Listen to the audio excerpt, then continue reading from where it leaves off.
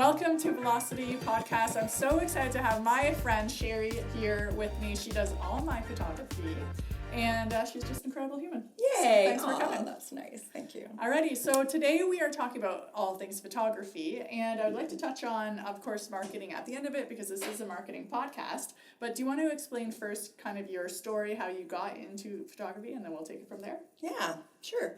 My mom was a photographer. For years and years and years, it was kind of her side hustle sort of thing. She worked for the government. But all through my growing up, I remember she always had a camera in her hand. So that was kind of cool. I think I learned from osmosis, just, everything that was happening in her world with the camera.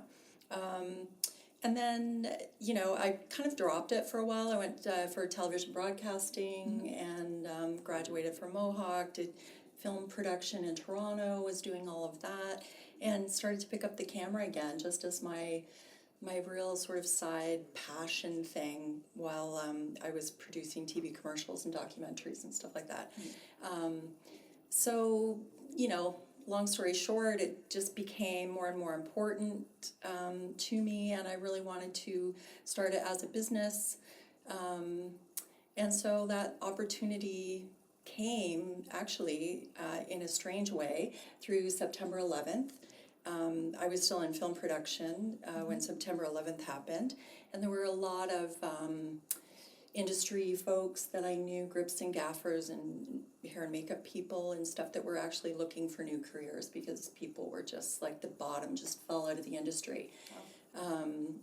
So, I sort of went to photography and I became a floral designer and I bartended again, just just like everybody else, to sort of, make ends meet. But photography was always my in the rear view mirror. So, I ended up just pushing forward and with a bit of tenacity, made it a business. It's now been full-time since 2006. Wow, that's awesome. Yeah. I've always wanted to be a photographer. That was like, when I was a kid, if someone was like, what do you want to be? I'd be like, photographer. Oh, that's awesome. Yeah, really. I loved it. I don't think I knew that. Yeah. That's cool. I did it in high school, like, the photography class, and then they kind of teach you the actual techniques. And then I never really pursued it, but I love it. Yeah. It's really, it's the best, honestly. It really, there was something that captivated me so much about that slice of time theory, right? Yeah, like when you just, that it's never going to happen again, and you actually get this chance to connect with something, to take a visual of a slice in time that we'll never, ever experience again. Yeah, I know. That's so cool. Yeah. All right, so what kind of photography do you do? What's your favorite? What do you love to do? Since I was younger, it's been weddings, and I still love weddings. I'm kind of an open-hearted person. If you do what color is your parachute? I'm a blue. Okay. I'm a blue. I'm a very emotional person. So, weddings were a really great fit for me. And I do some still, but just a handful probably every year. I love boudoir photography. Yeah. I'm focusing on women over 40 right now and the benefits, the empowerment. It's not for every woman, but for women that it really does work for, and that really think of it as, a benefit to their lives and to their growing process and self-love process. Yep. It's really an amazing thing. So I love boudoir. I also do a lot of branding photography, which I really, really love. Okay, cool. Very cool. All right, let's switch into that mode. When it comes to branding, why do you think it's so important that we have a plan with our photography? Like, not just all selfies or phone pictures. Yeah. We have seconds. We have, literally 3 seconds to capture somebody's attention. And when they're looking, there's so much competition out there. Like, everything is pulling everybody here, there, and the other place. So, if somebody's considering you as the business that they want to work with, you need to captivate them. You need to grab them. You need to tell them so much of your story in that little tiny slice of time, like we were talking about earlier. Super, super important. And, I think The selfies are great, and I think, they're part of the whole social media package. People seeing you and just seeing you on the fly and not always put together pristinely and 100% on, and that's all part of the pie. But if you're selling through your website, it is a must to have 100. professional. Yeah. Okay, so that when we build websites, that's something I see all the time. They either have low quality pictures from like 10 years ago, or, and it might be worse, I don't know, they'll be like, just use stock imagery. And I'm like, you can maybe use stock imagery for maybe a header or two, but you really do need those high quality pictures that fit your brand, fit like the vibe you're going for, that will connect you with your audience. And it takes your website from like here to here. And 100%. It's always the pictures that do that. There's no other, content is great and colors are great, but the photography is literally the difference maker. Absolutely. And the, people are keen to stock now. They're just like, what is this? Tell. Like, look at, retirement residences. They all use stock photography. Yeah.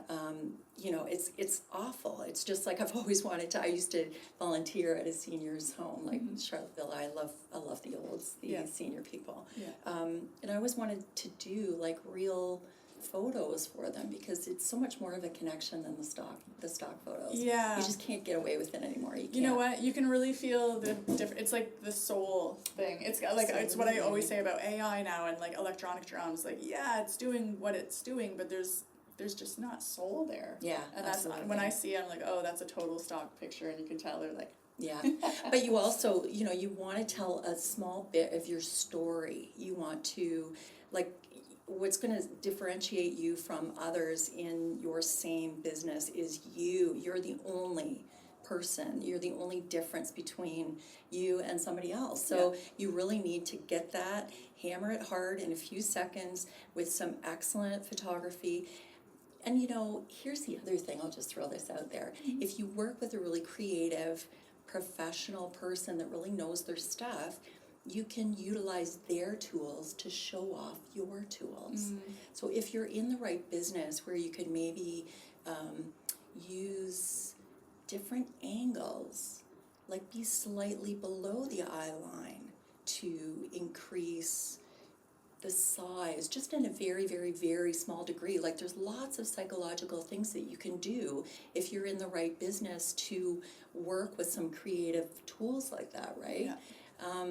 And so working with a professional, they know, maybe not all of them, but the good ones. Okay, I'll tell you why I love working with you, and this is the difference, I think, and this is what you should somehow put on your website or whatever, is that you will, and I don't know how you could say this nicely, but she'll be like, no, you guys look weird. You're standing weird. That's a masculine pose. You want to be fat, put your foot out. And that's what I appreciated about you, because it's like people take pictures and I'm like, something's off, I don't love it. But then when you came around, you're like, yeah, you stand like a dude, like stand like a woman.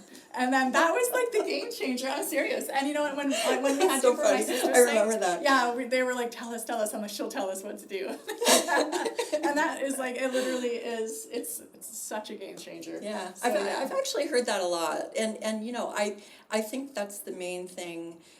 In my experience, why people don't love getting their photos taken is because they don't know what to do. Of course. And if you work with, sometimes there's people that are less experienced that you work with, and they're not quite 100% in their craft yet. They're still working on exposure and all these other things. That coaching your client is like just another added thing to that puzzle, and it can be really, really challenging. Yeah. So working with someone that kind of has all of that other stuff sort of a little more in the bag, you have the time to coach your client and tell them what to do. Yeah. It just sets everybody at ease, right? Yeah, it does. It just kind of makes you a little more comfortable being like, okay, she's looking out for my best interest. She's not just trying to get these 10 pictures done and then hit the road. So I love that. Okay, so do you want to give some tips for anybody who's looking for branding photos? I'm going to link all your information. But what are some things they can do to kind of just prepare, or stances, or that may be too general if you don't know their specific job, but is there something where you can be like, okay, here's 3 tips that will make your branding pictures kind of go next level? Like if they're doing them themselves? If they're, doing them themselves or hiring someone, or in the hiring stage. So typically, if you're doing them yourself, get good light. You know this about me. Yeah. I hated your first office. I know. I hated it too. All offices with these lights. Let's go out by So the front door, confusing. Sherri. Let's go. Yeah. Go by a window. Go to a window. Look right into the window and have your camera here. Light is your very best friend. I would say the top three things: light, and light. Ooh, if you're there you go. shooting them yourself. If you're shooting with somebody else, what I send out a questionnaire to work with me. I want to know what things you need to focus on. I'll always go through your website ahead of time, and I'm not a social media manager, but I find that a lot of clients I do work with don't have either the budget to work with multiple levels of people who can help them in that regard. So I like to know, I think, okay, if you want to concentrate on this, what are you missing on your website? Okay. What would you like to focus on? What do you think that you're missing? And let's go there. What does that look like to you? And we'll have a conversation. We may even have another conversation on the phone about, figure out who your client is. Make sure you know who your client is, where they are, and figure out what you might be missing on your website, and how can we do one or two really clean, clear, beautiful images that somebody can just snap and quickly look at and go, oh yeah, that's exactly what I'm looking for. Yeah, I love it. Okay, so when it comes to your website, you're taking one picture, but here's the problem I'm having currently, literally right before you came, I was working on this. All of the electronic billboards are skinny rectangles. And when you have a team, it's really hard to make that work like graphically. I know this is kind of getting to the graphic design territory. What can we do? Like, is when we do branding pictures, would we tell you, like, okay, we only want this for our website? Or should we say, okay, we're looking for a website, we're going to do some print materials and... Okay. Yeah, absolutely. So what I did with my last client, Brand Nutrition, I said to Kim, let's make sure that we do some negative space. So if you're going to pull this into Canva, Yeah. you have a place for your graphics, and then we can always crop it in a different way. Like if you want to use it as a header on your website or something like that, you can put whatever you need on the left or on the right, and you don't run into trouble later. And you think, I just went through and did all this branding work, and and we didn't get that, or I can't pull it, I can't crop it out of what I have. Yeah. Right? So if you tell the photographer or someone that you're working with what you want it for, that will really definitely help. Because in my mind, that's what I'm going to think. Okay, we should do some negative space shots. I should do some even cropping that is long and skinny for you, just of, from the chest up of your face, or whatever you want to maybe put there. Yeah. Okay, interesting. Yeah. Yeah, that's just something I've been noticing, because graphically speaking, I hate those. Like the nice big billboards, like the print ones, they're easy to work with, they're just a normal size. But lately with those skinny ones, I'm like, it's just hard to make things look nice. Like it's an effort. So I wondered actually about, like, I'm like, okay, next time I do branding photos, I'm going to keep this in mind for that exact reason. And some people might not know. Yeah. They might not know, like, I want to be on a bench, or, I you know what I know, mean? Like, the yeah. benches are... So long and that skinny. is my next question. How often should we be doing these branding shots? Well, personally, I think that you can never have too much content. That's so true, I agree. Like, Yes, 100%. everybody runs out of content. Yeah. Always. Okay, what am I even me. I did a shoot quite a while ago, and actually there's still a few of the shots that I haven't used yet. But I mean, yeah, you can never have enough content. So, as much as your budget will allow, I have monthly payment schedules, and we go out like every few months. You can pay a tiny little bit a month. We'll go out every few months and do it seasonally. Seasonally is always nice to switch things up. No winter coats.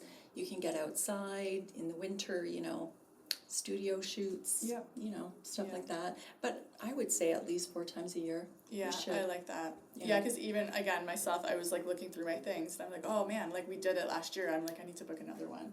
It's hard because I have a woman who lives in North Bay, and I like her to be included. But I'm just like, you can't have enough because like you used it with social media. Like it's a whole different game. Yeah, that's another thing. Actually, just zipping back to one of your past questions about how to prepare for a branding shoot. Know kind of what you want to do, to have some kind of idea as to what is going to benefit you the most. Don't just say, you know, I've worked with people who don't fill out my questionnaires and stuff like that, and they're just like, oh, can't we just do it on the fly? And I'll be like, well, yeah, sure, we can, but if you want to really make the best use of your time and, you know, the money spent on the shoot, just have some sort of idea and let's talk about it, because then I can plug in a couple of ideas and you might think of something else on top of that, and you know. That's awesome. I like to have it planned personally, because when in the moment with all the lights and the flashing, it's like your brain goes kind of, it breaks, and then it's like, oh, what do you want next? And that's when it's like, I don't know, I didn't prepare. Yeah. So let me ask you something, if you don't mind. I saw your post the other day about video. Video's king. So what's your take on the video photography thing? Okay, so I think similar to you need your nice branded stuff, and then you can do your phone, quick, easy, like just day in the life type of stuff.